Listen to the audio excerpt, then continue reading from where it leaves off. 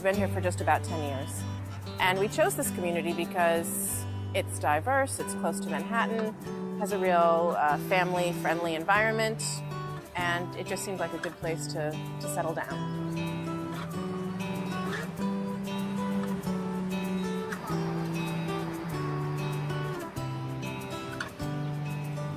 I had just gotten a cell phone at the time, mainly for work reasons, because everyone told me, you need to have a cell phone, you need to have a cell phone.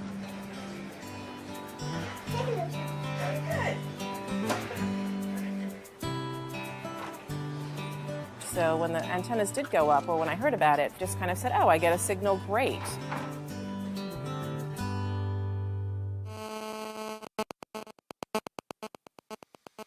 We have embraced this technology with a tremendous fervour.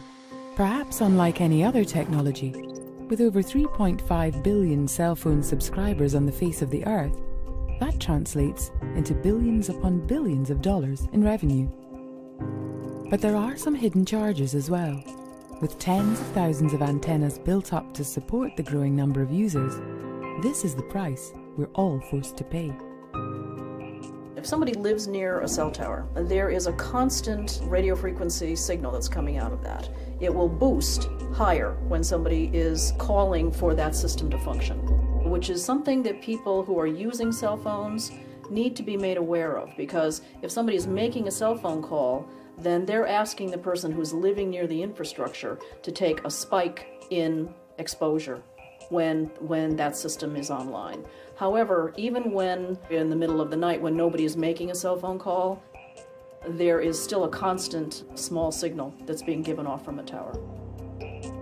The question marks arose very early. Already in the 80s and 90s, there were a lot of question marks whether this was good to irradiate the whole population 24 hours around the clock, and wherever you are, actually. Earth has a natural level of electromagnetic radiation, which is produced by itself, the cosmos, and the sun. But the signal from cellular communications is adding to this otherwise low background level of electromagnetic radiation. Somebody did a study in Europe probably about 7 years ago, 6-7 years ago, in which they measured the ambient backgrounds of European cities, and they found that the background levels had increased by a factor of over 3,000% from what it had been a decade ago. And that was in European cities. And it's thought that American cities are comparable to that now, too. The background levels that we are sitting in right now, they are enormously high compared to normal background. I mean, just for the third generation mobile phones, the increase compared to normal background is 1 million billion times. So it's an enormous increase, and we haven't even bought the mobile phone. We're just standing here in the radiation from cell towers. People don't understand very often that radio frequency radiation is a form of energetic air pollution. They think that it just harmlessly goes through living systems and leaves all living molecules unaffected and unimpaired. That's not necessarily the case. There's a wonderful study from Italy which measured ambient levels near a cell phone tower, and you could actually see when all the antennas went off and had lunch. There's a dip in the ambient levels, and then after lunch and everybody has a little siesta, it goes back up. I mean, you can see the human influence.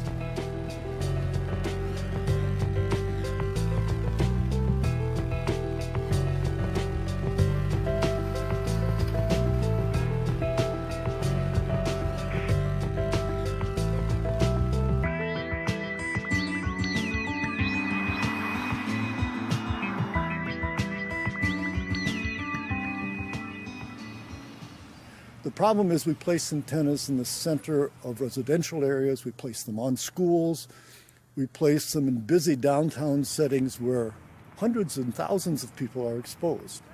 You can't avoid it. You are basically not safe anywhere. And soon there is no controlled population left because everybody's reached by the waves.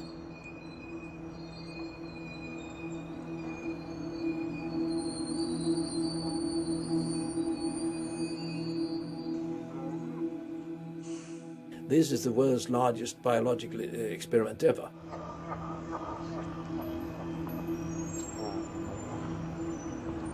we really haven't given the full observation to the possible risks.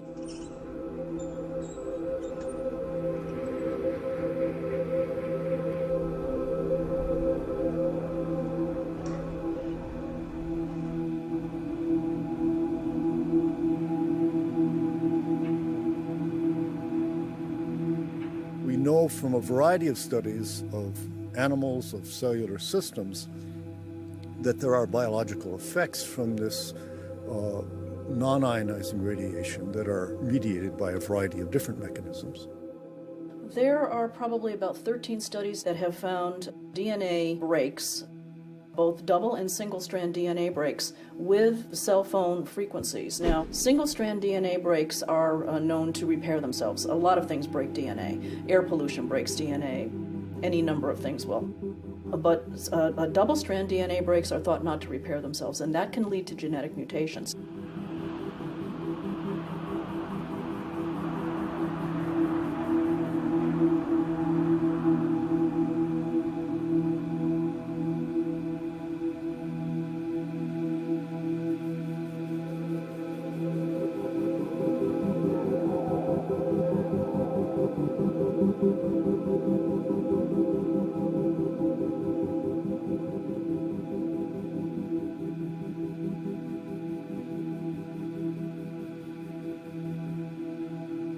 People don't realize what these antennas mean. They don't understand how they function. They don't understand how their cell phone really functions. So I was naive in that way. Never even thought about what it meant.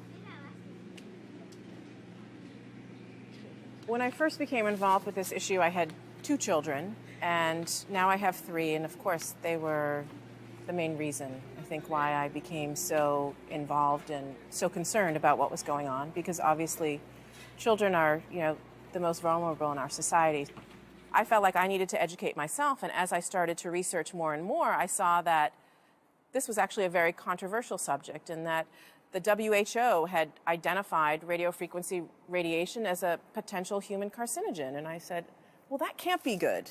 That just can't be good. So even if right now the studies are inconclusive, there's enough evidence here to say we should be thinking about this a little bit more deeply than we are right now. A lot of people presume that if something is in our presence, that someone somewhere determined that it was safe. People are making presumptions of safety that really shouldn't be made. There are standards for non-ionizing radiation protection. They are set on the basis of the assumption that there's no adverse health effect to humans unless the radiation is sufficient to cause tissue heating.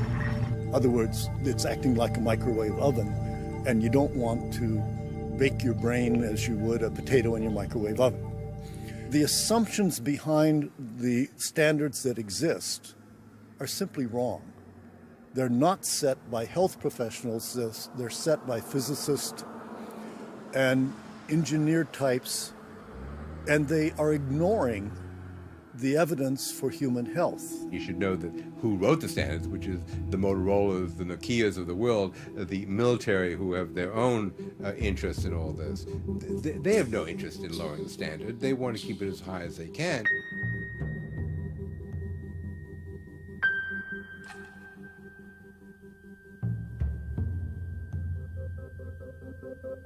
As we get more information, we find that our standards are too lax. And not having a standard that is protective of human health provides no motivation for the cell phone companies to find ways of allowing us to use wireless communication, but to use it safely.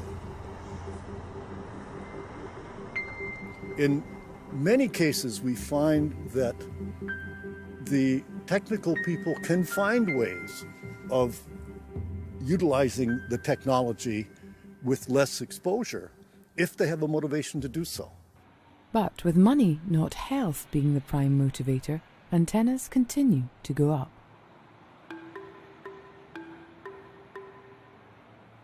The first set was put up in 1999. It was actually put up on a Sabbath. The entire building are Sabbath observant Jews. And no one could really protest or do anything about that at the time. And then there were other sets put up through the years. We have 3, possibly 4 companies on the roof of our building. I know that at one point there were 27, but I think that there have been another 3 towers added by a different company in the last 2 years.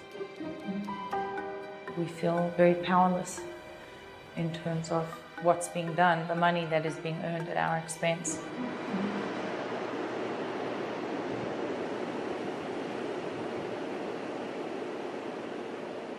We bought this place 2 years ago and spent a year renovating it.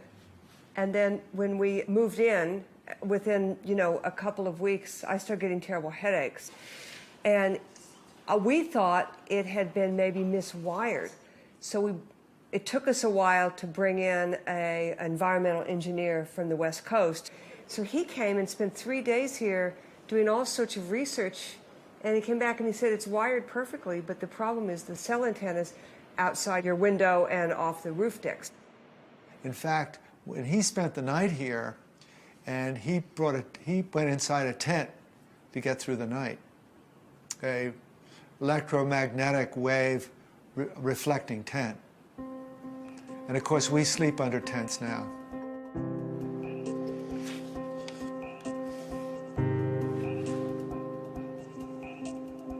What's funny is since we've been complaining and sending them letters that 2 of the antennas, they seem to have pointed in a different direction. But there's 4, 5, 6, 7, 8, 9, 10, 11, 12, 13, 14 right here on these 2 sides. Then on the north and west side, there's, I don't know how many more, 10 more.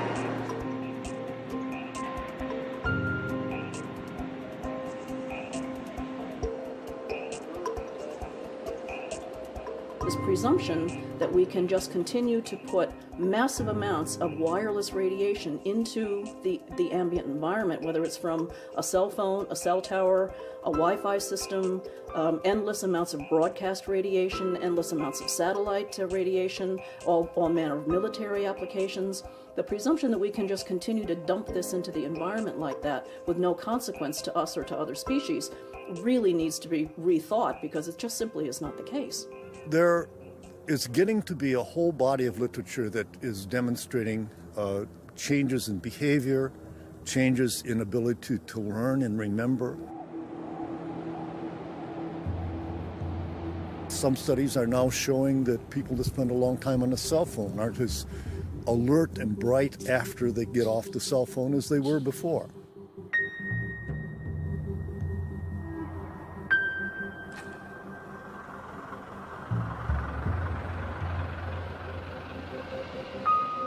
When you look on a lot of public health measures, there has been a clear-cut deterioration, especially since 1997, since then the second generation mobile phones, the GSM systems, were introduced.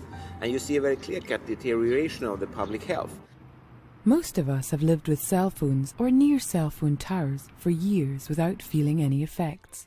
But one group in particular does.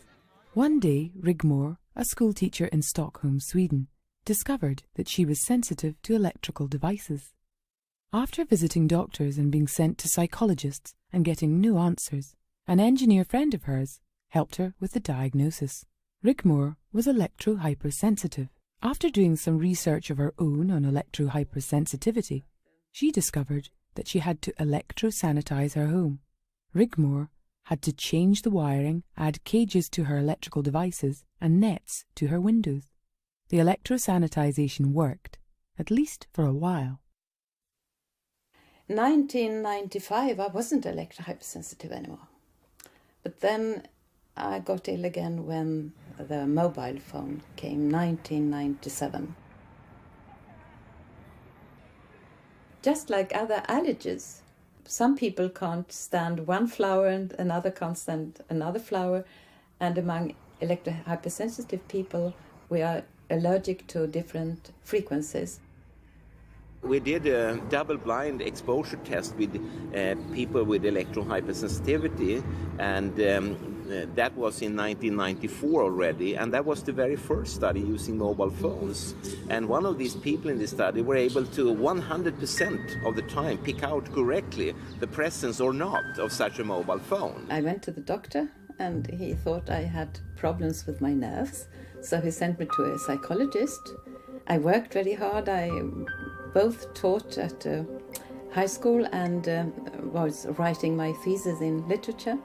So I thought myself that, well, perhaps it's too much, but I was a very happy person, so in fact I didn't really understand. When we talk about people with a functional impairment, electrohypersensitivity, we really talk about anyone. It doesn't seem to be any specific profile. There has been calculations country by country, and it boils down to somewhere between 2 to 6% of the general population. Just in a country like the United States, it would be in the order of 10 to 15 million people that would be electrohypersensitive. Here in Sweden, for instance, we talk about approximately 250,000 people with electrohypersensitivity out of a population of 9 million. And out of these 250,000, I would say maybe 500 have real big problems, and some of them even live out in the woods and things like this. And that is, of course, a dramatic change of your life. After the mobile phone came and wireless internet, you're exposed all the time, so the only place that is safe if you have a field-reduced home is to stay at home, and that's what I do. We have a lot of friends coming here. I can't visit friends. I had to stop going by bus because people spoke on their mobile phones, and I got dizzy, and I wasn't well at all. And I also had got sleeping difficulties, and the pupils didn't use their mobile phones in the classroom, but during breaks. And suddenly I got more ill than ever, so I was put on sick leave, and after a year or so I was pre-retired.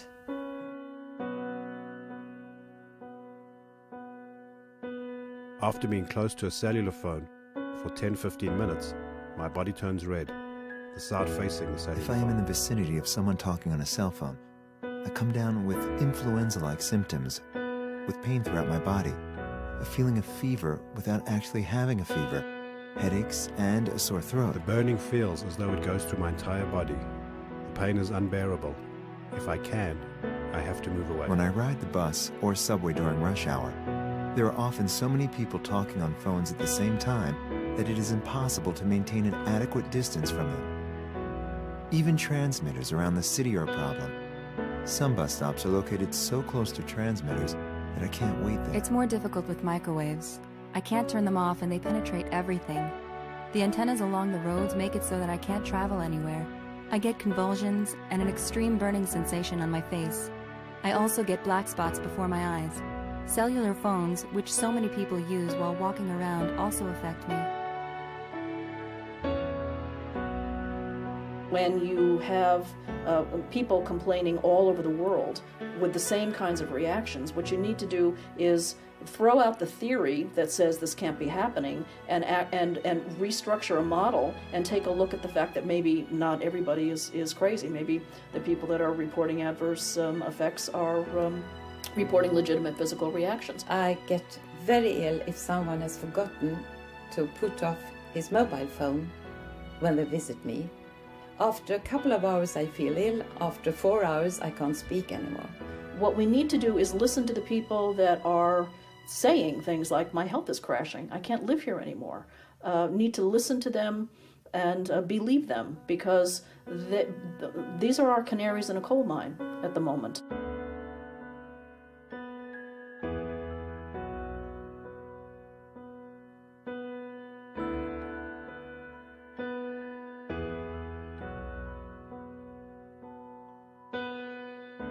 People with electrohypersensitivity, they seem to react to this environmental toxic exposure that you and we do not react to this. And maybe we are the losers because we will have a risk of getting long-term effects like neurological diseases, cancer, and whatever. It's very difficult to explain to those who don't believe in us. But that's a fact that also the scientists that get money to make research on us, and that's not very often they get anything. They have could show that on cells. Cells can't imagine things. They don't know about psychology. One of the big issues is the degree to which that radiation penetrates into our body. And it has often been assumed that it does not. But there is increasing and very convincing evidence that, in fact, it does. When you're a surgeon, and I'm dealing with people, of course, every day, but in part of my research, I've been studying rats when it comes to what happens to the rats when they are exerted to the radiation from mobile phones, basically. But also then you can translate the information that you collect from rats being exposed to the mobile phones into a knowledge about what happens at a longer distance. And we have shown that animals who have been exposed for 2 hours to the radio frequency of a mobile phone, both at 28 days afterwards and 50 days afterwards, there are damaged nerve cells in up to 2% of the tissue, both in the region where we keep our memory function and also in the layer of the brain with which we think. This makes me feel that this is something we have to be careful about. You can clearly see that from a number of studies that has used low levels, mimicking what you get right now while we do this interview from the cellular towers.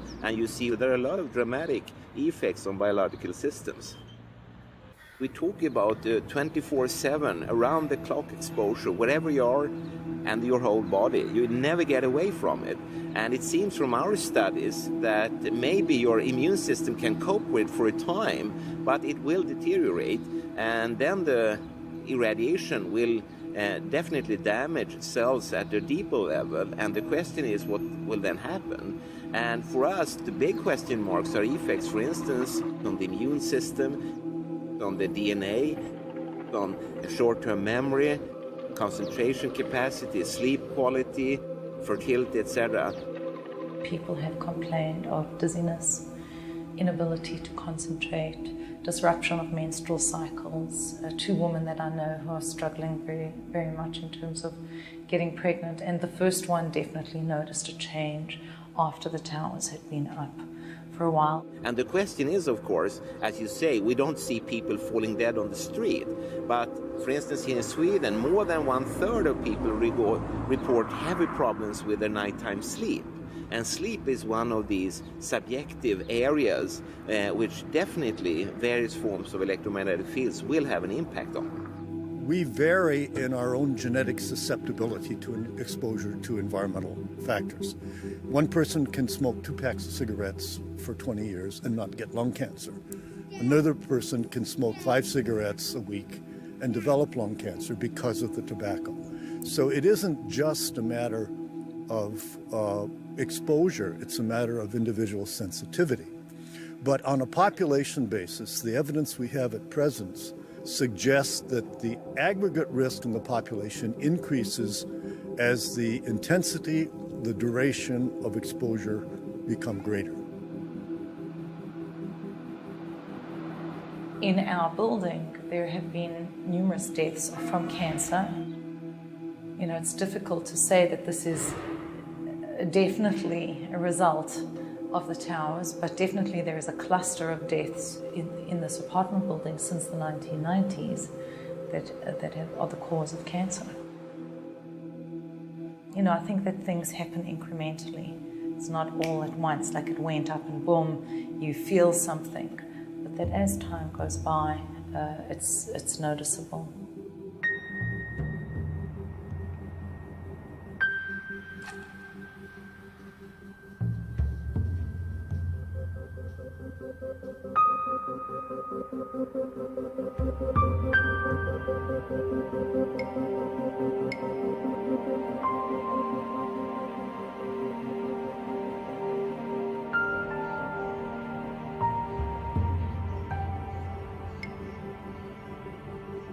We have a massive human experiment of people that have been exposed to something that probably is going to result in increased risk of these cancers.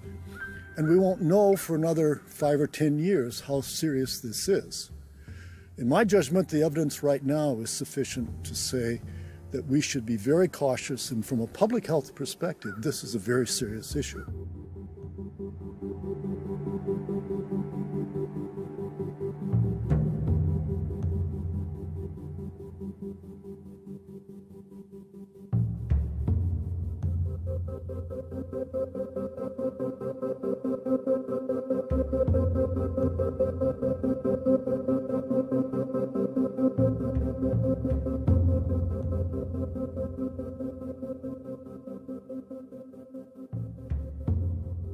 We haven't had a long enough latency period for a civilian-based cell system. Many of the latency periods for brain tumors, for instance, or cancers in general, have a latency period of at least 10 years. And the technology has only been around for the last 10, 15 years at the most. We are seeing increases in brain tumors. We're seeing increases in Alzheimer's. We're seeing increases in all of the neurotransmitter diseases, ALS, Lou Gehrig's disease, Parkinson's. These are all disease systems that are known to be associated with low-level energy exposures. But when I hear the American Cancer Society talk about, the fact that, for less than 10 years we have no problem, that's kind of like not kind of missing the big picture. I mean, if you look at smoking, which they should know all about, you look after 10 years among smokers, you do not see a statistical significant increase in lung cancer. Same with asbestos. There's no doubt asbestos is a horrible carcinogen.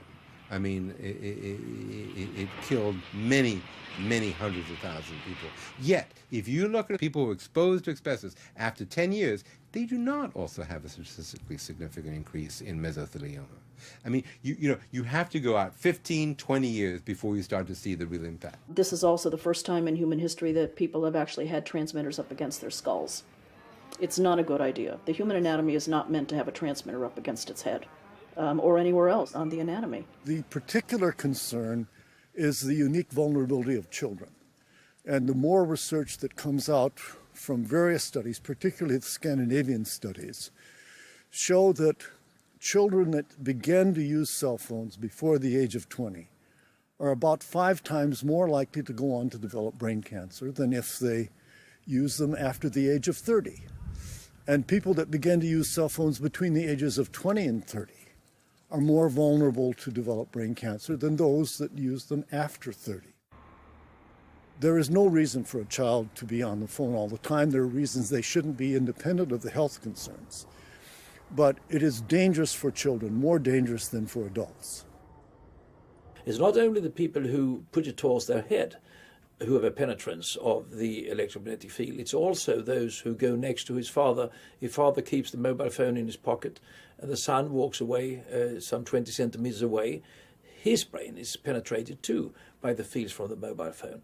You only would need like 1 minute exposure of a child to change for more than 1 hour the electrical activity of the brain, and at very low exposure levels. I think it's a very dangerous thing that we're doing now in so many young people in particular, using cell phones as their primary form of communication and abandoning their landline connections.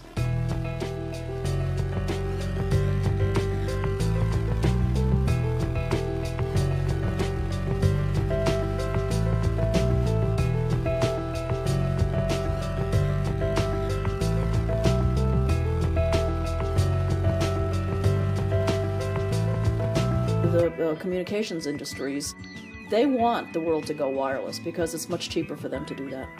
That's really where they're trying to force the technology to go. If you start at a very young age and you speak every day, several hours, it might be so that already in the middle age you have extorted your reserve capacities of your brain, so that autoimmune diseases and neurodegenerative diseases might debut earlier than they should. And now, for the first time in human history, brain tumors are the #1 cancer killer of children under the age of 18. For the first time in human history. That should tell us something. The diseases of concern, leukemia, brain tumors, parotid gland tumors. These are serious life-threatening diseases. And if they increase in the population, particularly if they increase from childhood exposure or young adult exposure, these are very debilitating. They're going to increase years of life lost in young people, not just in elderly. But the industry has its own response to concerns about cell towers going up. Just hide them. This steeple that has inside it a number of cell sites is a replica of the steeple we had built 53 years ago on the church, which is very beneficial for our town because they don't like to see unattractive cell sites around, and no one even knows it's here in this one. So that's a big advantage.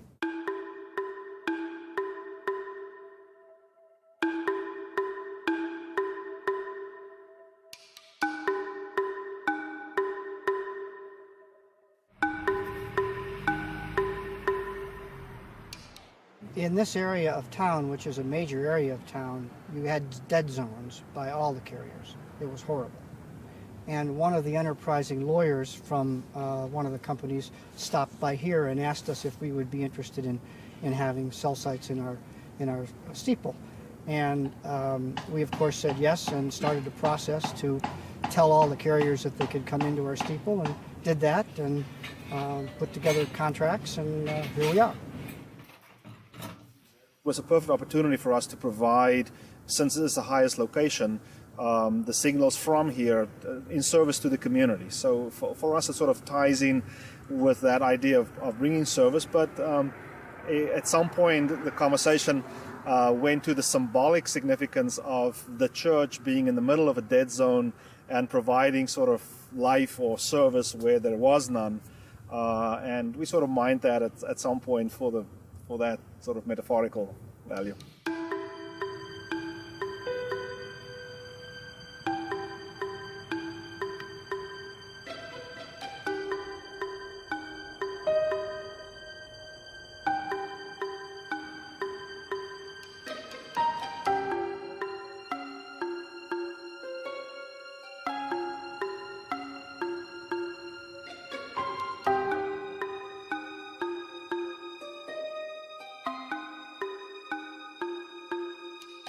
Yes, there is some misconception about radiation and those kinds of things, but on the whole, we did not have that high sort of response from the community regarding that. We had a process where we invited the community to an informational meeting where we invited their questions, and some showed and asked their questions, and they were answered. There were some concerns, but mostly unfounded, and we had experts there who knew about the rumors of radiation or things like that, and I think they dispelled both us, who live 130 feet from the top of this, as well as others on the lack of any danger. If they've defined it, they've framed it, and they've interpreted it and set the standards accordingly, how likely are they to say, oh, well, we need a redo on this one? This is a very serious issue of which we don't have the answers, and we're not doing anything about it, not even studying it. In the United States today, there is not one study going on. Zero. There should have been, in parallel, a very, very thorough, broad, genuine research being done, supported by states and by the suppliers of the mobile phone utensils. It's impossible to get any funding, which is odd, and I don't have any clear-cut answer. You have to ask politicians, funding organizations, the industry and so on, why they don't want scientists like myself to really prove it's safe. Because they say it's safe, but it's not safe to study it. Electrohypersensitivity was acknowledged by the government in 1995, the 15th of June. But then something happened. That was 1997. Then GSM telephones came on the market. Many people bought mobile phones.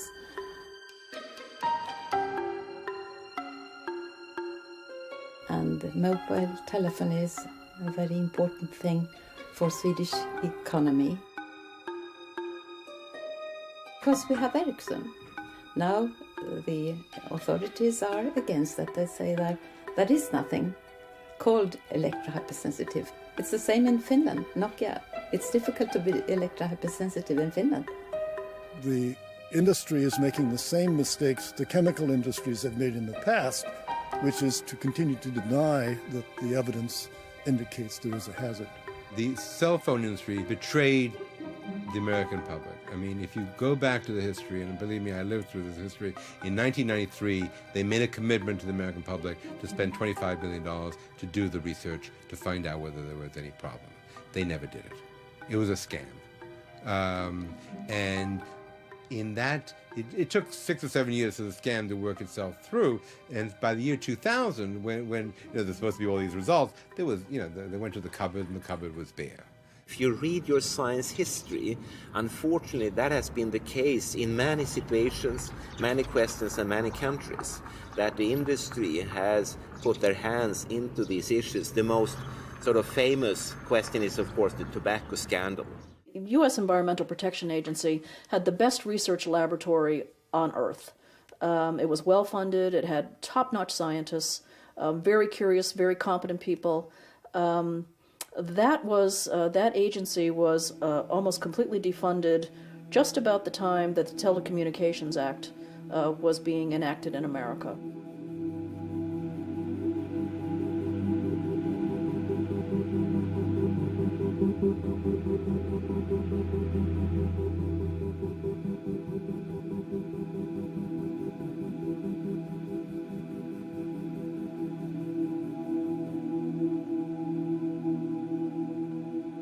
We have the outrageous situation where our U.S. Congress passed a law several years ago that prohibits communities from objecting to the placement of a cell phone tower on the basis of concerns for health. It was 1996 when the Congress of the United States, responding to industry requests, set up a plan to have a nationwide cell transmission system. The Congress assigned to the Federal Communications Commission the responsibility for licensing telecom companies and for trying to keep obstacles out of the way. And so Congress passed a provision that preempts all state and local government and said that if the FCC set up safety regulations, that would govern and nobody else could interfere with it. That was a very sensible thing at the time because it really started the race to get the telecom system operating nationwide. The problem is that it became rigid and began to have adverse consequences. Adverse for the health of the people living under the Telecom Act, but not to the finances of the congressmen who wrote and supported it. In fact, the industry paid nearly $12 million in campaign contributions between 1994 and 1998, with nearly $7 million in the run-up to 1996 when the Telecom Act was passed. And for signing the bill into law, President Clinton's 1996 re-election campaign received nearly $80,000 from the industry. Telecom companies essentially bought and paid Congress for the votes to pass this act, which they believed had absolute preemption over local zoning and planning regulations, taking local control of the placement of towers out of the hands of the people who are going to live right next to them. But people are slowly starting to fight a process that strips them of control over their environment. We were supposed to have cell antenna put our rooftop by T-Mobile. In 2004, they signed a contract, a co-board president, to install 6 antenna and a cell tower, 16,000 pounds, on our rooftop. And a year later, when they were about to install it, some of the tenants, the shareholders like me, found out this was going to happen. We researched the dangers of them, decided not to have it done, and we got a temporary restraining order. We took T-Mobile to court, and we went through a lot of court dates. We went through lots of affidavits signed by people in the building. We got people in the neighborhood to sign 400 petitions. We did a lot of research, a lot of mobilizing, press conferences, newspaper articles. I created a coalition of neighborhood groups and legislators in Albany and the City Council who were working on this whole issue to begin to work together to call attention to the whole subject. The burden should not have to fall on the people, but Congress was bought and paid for, and the telecom companies closed the door on individuals. You're seeing a groundswell of people in America claiming their rights to challenge the failure of the FCC to set those standards. We have been in touch with lawyers who think we may have a precedent-setting case because of the measurements in our apartment. But again, the question is, where's the proof? Do you have to die of cancer first?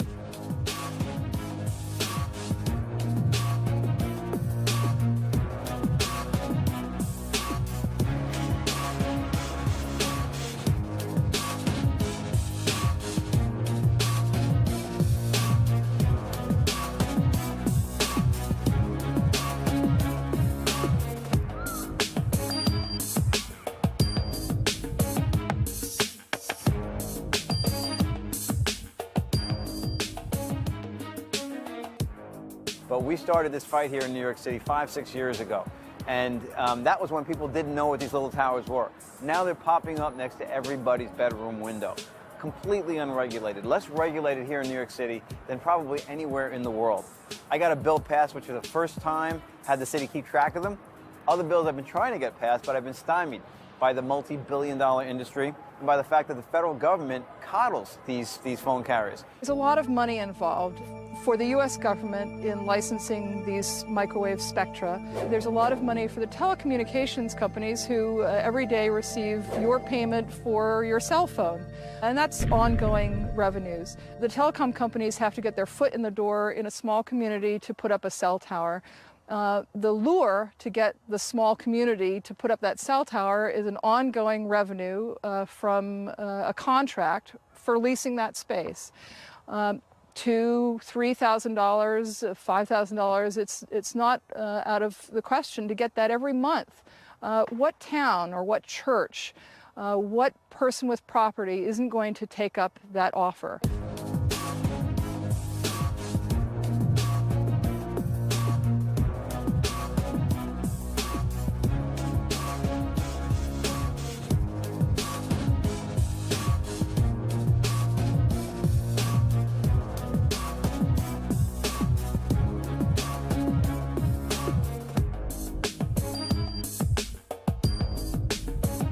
I've counted more than 14 towers or antennas over on that building. I think they get something like $25,000 a tower a year. So you think, you know, it's a huge, huge profit-making situation for them. The landlords are making thousands of dollars a month on this. The companies are making billions of dollars on this. So there's a lot of money, and the lobbyists are getting paid lots of money to donate to elected officials' campaigns. They can put them anywhere, and the reason they put them there is because they get a better deal from the landlord. There needs to be opportunity for more stakeholders to be involved in actually looking at where are we putting these? Are there too many? How do we get the telecommunications companies to work together? Of course, I know they're all competing against one another. They are out to all make their profits, but how can we force a more comprehensive policy that's really going to put the public's interest, not just the interest of using a cell phone, but really looking at what the environmental impact is of all these antennas going up. You can see I've got them in the back, I've got them in the front, they're down the street, I mean, they're everywhere, and I think people don't even realize how widespread they are. These signals are everywhere, and they're able to reach us even in the homes we believe are sacred and safe. We have absolute protection to be safe in our own homes. Under the Telecom Act and under the failure to set these safety standards, we are not safe. Health, welfare, and safety, that's assigned to the states and local government. And that's what the interaction is here. You gave us a job to do, but then you said, but don't do it when it comes to cell towers. And that's why we are trying to push the rights of the people to have their local government be able to protect their health, but the federal government, but it's got to be in a reasonable framework that allows cell transmission to go on, but at the same time without hurting people. Like asbestos, like lead paint, no one knew about it early. All we're looking for is to regulate these until we know for sure that they're not harmful.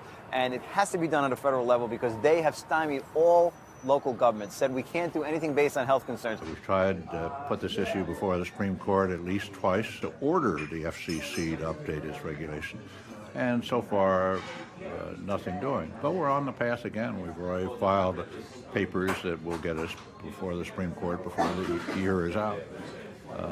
And slow but sure, the combination of what the scientists are finding and reporting, and more responsible scientists, not just people who are off on a frolic, is going to make a difference. When Americans know they've got rights, I believe each one of us will stand up and fight for those rights. It starts with one person very often.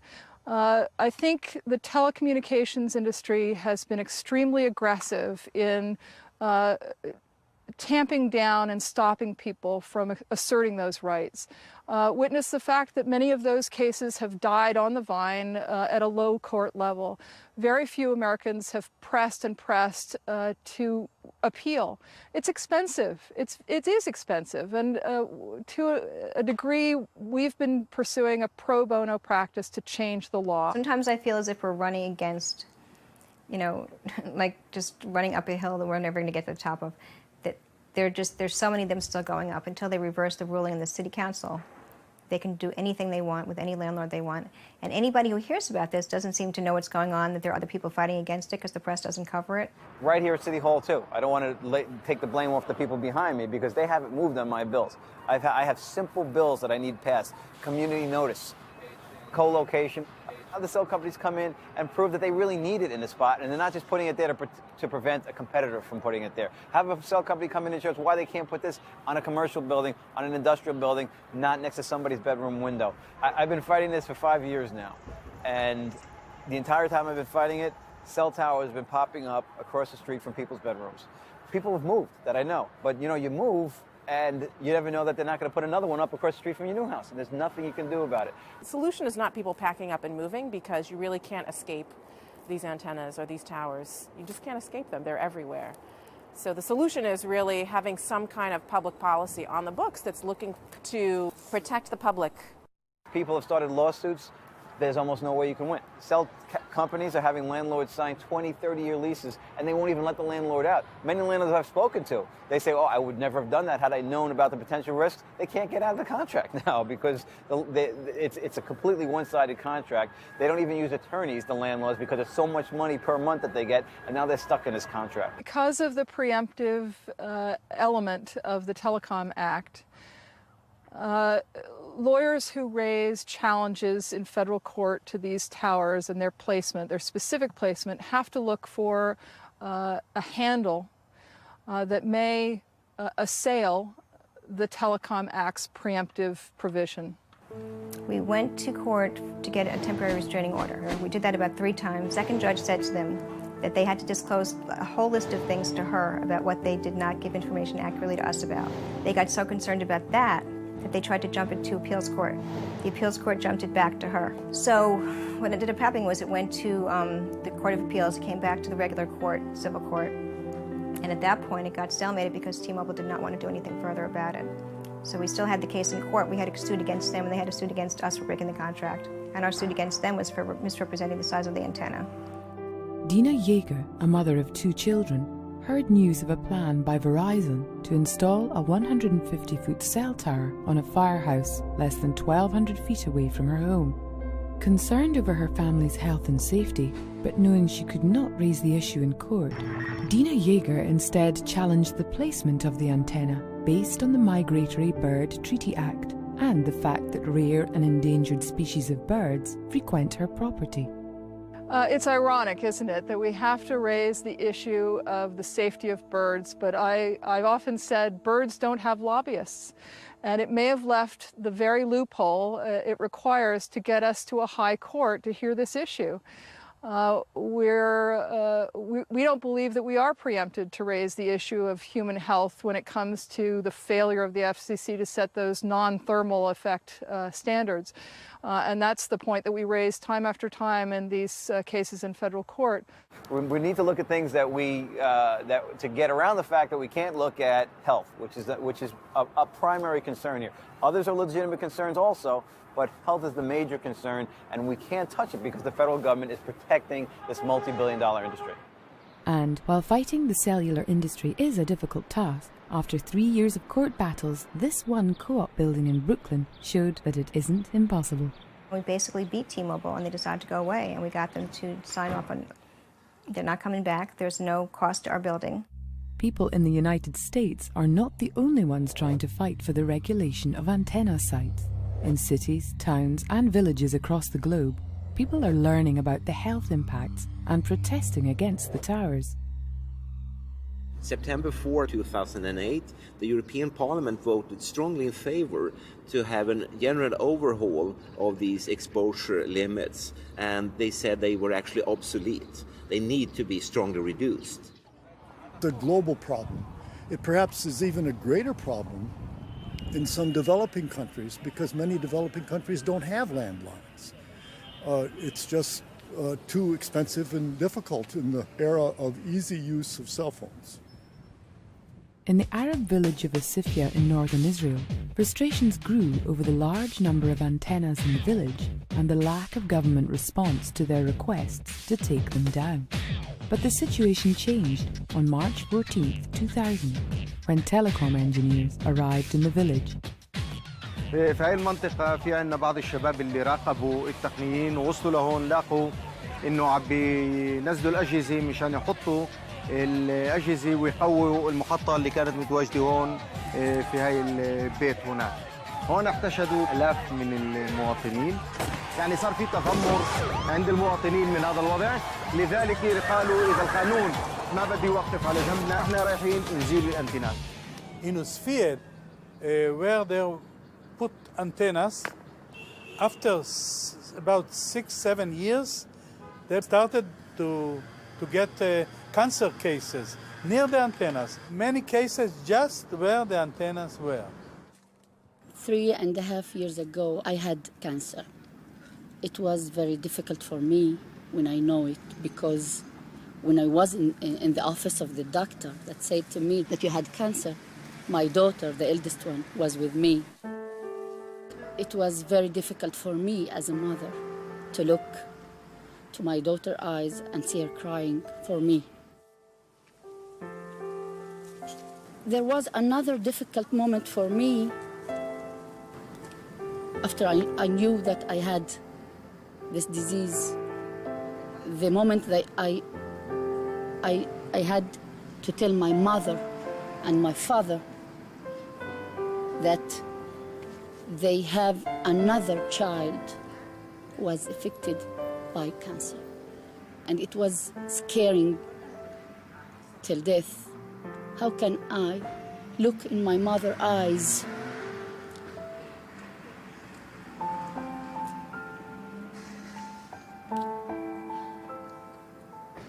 and tell her that your daughter had cancer?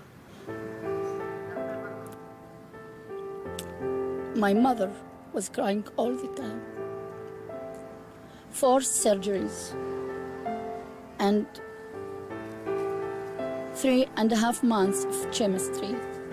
And after that, radiation, the whole treatment. My youngest child was 3 years old only. It was difficult for me because everything was going on my mind that I'm going to die and leave him alone to struggle without a mother.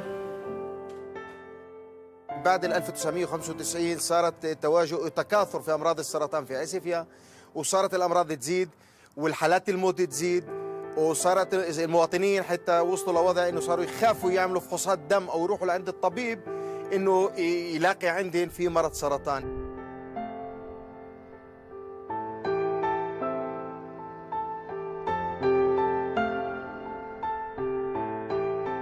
حالات الموت الغريبة من نوعها والكثير اللي كانت في شهر نوفمبر 1999. كان في هنا حالات موت نتيجة أمراض السرطان في شهر 1 15 واحد توفوا سرطان، منهن حياة أخوي. We took the places of the antennas and put them on a map. And we took all the cases of cancer in last 7 years and put them also on a map. And we got a thrilling picture of cases of cancer near the antennas. And when you see that cancer cases are just near the antennas, you can see the association. احنا توجهنا في مكاتب للكنيست، للجان في الكنيست، للوزارات، للشركات الهوائيات، توجهنا لهم ان يلاقوا حل لمشكله الاشعاع اللي عم تطلع من هاي الانتنات وما كانش في تجاوب منهم بتاتا. Nowadays, Slimane is on a new mission to locate hidden antennas in the village. الأجهزة اللي موجودة معنا احنا بنلقط انه في إشعاع موجود في المنطقة، ابتداء من هاي المنطقة من هون ناحية البيت هذاك اللي موجود قبالنا خزان المي، بعدين هناك تحت هذا الخزان تحت هاي البيوت الإشعاع بيوقف، وبعدين لما بنطلع منه للغرب بيرجع الإشعاع وبيبين على الأجهزة الموجودة معنا. احنا كل ما عم نقرب على البيت الإشعاع عم بيعلى أكثر، عم بيقوى، وهذا بدل إنه البيت فيه إشعاع، يعني في مصدر للإشعاع اللي عم بيطلعه سببه الأنتينا. كمان المخشير عند زمير كمان نفس الشيء صار 1.2. كل ما بنقرب وبنطلع على سوى البيت مثلا بنلاقي إنه الأنتينا عم تشتغل في قوة. احنا بنشك في إنسان معين في هاي الحارة إنه هو عنده الأنتينا، لأنه الأجهزة بتدل. إحنا طبعا توجهنا له، رايحين نتوجه له كمان في المستقبل. في كثير ناس اللي بيشتغلوا معنا في هذا الموضوع إنه يزيح ويزيل الأنتينا الموجودة عنده. إنه هو ما بيسمح لنا نفوت على جميع الغرف. البيت مكون من 4 طبقات، يعني ما فينا احنا نفوت على كل غرفة، وما فيش عندنا صلاحية، والقانون مش في ايدنا نفوت على كل غرفة. أما احنا متأكدين إنه في أنتينا موجودة عنده مخبأة. The Druze, Christian and Muslim leaders of the village put forth a joint statement proclaiming it's sacrilegious to install cell phone antennas. هذا الشيء كان له تأثير فعال، تأثيره كان جدا فعال عند ناس اللي كمان زاحوا أنتينات اللي احنا ما كناش علمانين إنه في عندنا أنتينات. قبل 2-3 قدرنا ننزل قبل تشغيلها محطة اللي كانت بيحطوها بين عسفية والدالي. وصلنا الخبر ورحنا لصاحب البيت، اما لما فتنا على الدار لجوا وشفنا وين كانوا بدهم يحطوا الاجهزه قبال غرف النوم تبع اطفاله. هو يمكن ما فكر انه اطفاله يمرضوا، بس انا متاكد انه طمع في ال 1500 وال 2000 دولار اللي كانوا بده يدفعوهم. والشركات عم تستغل الوضع المادي المزري اللي احنا موجودين فيه مشان يقدموا مصالحنا خاصه. واليوم عايش البلد اليوم من غير انتينات، والحمد لله عايشين. الانتينات هي مش إشي اللي انا مجبور اخذه، هو مش حليب للاطفال. وفي كثير ناس اللي بيقول لك انا هيك مرتاح، انا هيك مرتاح ما بدي انتينا. One of the many ironies in all this business, if people agree not to use their phone, they wouldn't need a tower. So, you know, it would be quite easy to have a region without without a tower by just making an agreement. Listen, if you come and live here, you're not going to be able to use your cell phone. You're going to have to use an old-fashioned landline. You know, end of story. I mean, it's not an impossible thing. It's just a choice. People love the phones, hate the towers. They don't want to live without the cell phones, but they don't want their tower. Well, if they don't use their phone, they don't need the tower. It's really that simple. It's not going to be helpful if we think that all modern technology is bad for us. I mean, who wants to do that? I mean, I don't want to live in a world where there's no radio and no TV and no electricity. But it's a question of bringing more intelligence to the purchasing decisions that we make, how long we use certain things, the wiring decisions that we make, and as societies, to bring awareness of the infrastructure decisions that need to be made. There are much safer infrastructures than what we're doing now. I did get rid of my cell phone. I don't think that people need to get rid of their cell phones. That's not what I'm suggesting. What concerns me is where these are, how they're in close proximity to where people live. Are the different carriers planning with each other in terms of where they're going to go? None of that is happening. There's no coordination. Like I said, there's no policy. There's no public policy on this issue. The industry's been able to have free reign. And so, you know, yes, while people need their cell phone service, that's absolutely true. They don't need to go outside someone's window. They don't need to go across a school. They don't need to go in places like that where you're really potentially putting the public at risk. In my judgment, we are sitting on a ticking bomb, and we're not doing what we should do to advise people on ways that they can reduce their exposure, to tell them that they should reduce their exposure, that they should just be aware of this threat. You know, I sincerely hope it's not as bad as I think it is. But my job as a public health official is to do what I can to prevent disease, not wait till people develop their brain tumor and then find ways of treating it. And I think that the evidence at present calls for an active, urgent message to the public, to the politicians, to the companies, that we must find ways of reducing exposure to radio frequency fields. Everybody needs this mobile so much. It's such a beloved thing. It's so useful. I used to say it saves so many people's lives in earthquakes and in crimes and wherever. So it saves so many lives. And so far we don't know how many lives were taken.